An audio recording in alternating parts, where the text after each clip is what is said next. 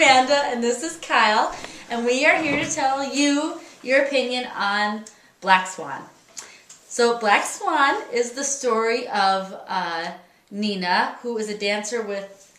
Nina Ballerina with, I think it's supposed to be the New York City Ballet. Company in New York. It's whatever. Not important. And she's trying to get the lead role of Swan Lake. And she receives it, and the role requires a white swan and a black swan, and they're obviously opposites of one another. And the movie is her psychological breakdown as she tries to take on the role of the black swan. Yeah. So, as amazing as it sounds, it is a pretty interesting ballet movie. It is uncomfortable to watch in a good way as you watch her sort of descend into her madness, I guess, if you want to use that term. Natalie Portman, who neither of us are really super fond of, does an excellent job of portraying the character as sort of a fragile person who's not 100% sure what is real and what's not. And sort of, like Amanda said, just watching her break down is very fascinating. She starts the movie as a perfectionist, and she's supposed to let go in order to do the Black Swan.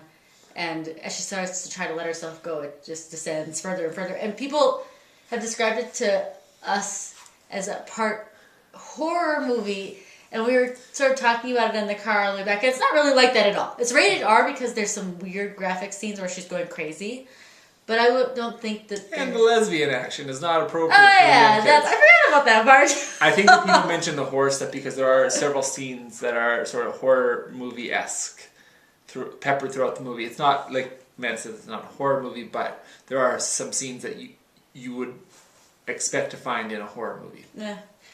You called it a psychological thriller movie, which I think is probably a better description. Right.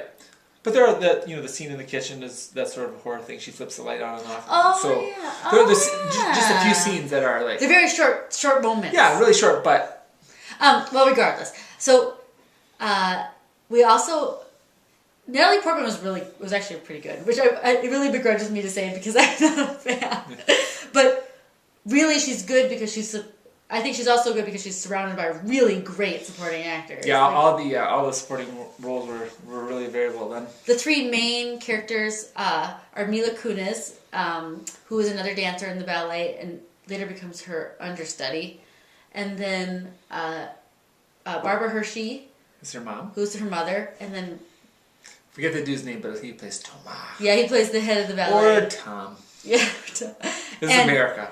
Barbara Hershey is amazing because her mother is like just upset. Her mother is an ex-ballet dancer who gave up her life to have a daughter, and sort of lives vicariously through her. And she sort of has a psychological. She's like really wrestling with her own psychoses, and she is great. I'm sorry she didn't get any kind of nominations. Yes.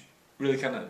She didn't steal the show, but I mean, she was one of the stronger actors in the film. Yeah, but I mean, I don't think any of those scenes with the two of them together would be anywhere as interesting. No, she had to be just the right person for that. If you had to push over somebody that's like a little too motherly, it just wouldn't work. Or it would make her seem too overdramatic, or it would make Natalie Portman seem too overdramatic. Yeah, right. Because the mom's kind of a nutcase and the daughter's a nutcase, and they sort of balance each other out. Make a nut salad together. Yeah, and Mila Kunis, who Kyle and I love.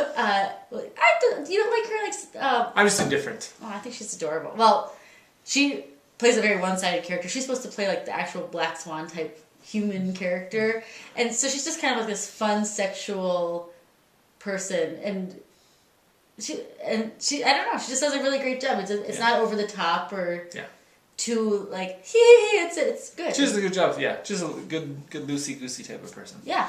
So who should see this movie, Kyle? Well, I think anybody that likes movies should see it. I think anybody who likes movies.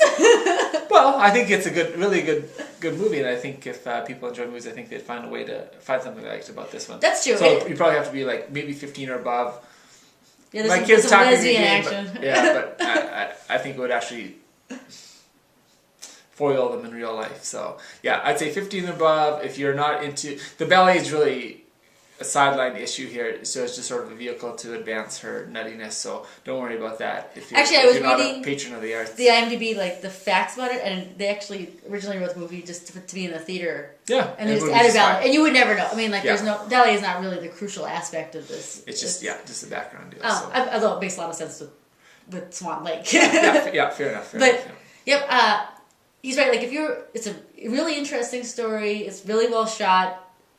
It's great. It's like under 2 hours, which is kind of nice. It feels long because like you have a tough time watching her go nuts. So it's like you kind of feel bad for her. You're on the edge of their seat, not with tension or anything, but it's like you see it descending, and you're like if you're somewhere, it makes you uncomfortable because if you're watching someone go nuts in person, it feels just like that. So it makes you squirm in your seat a little bit.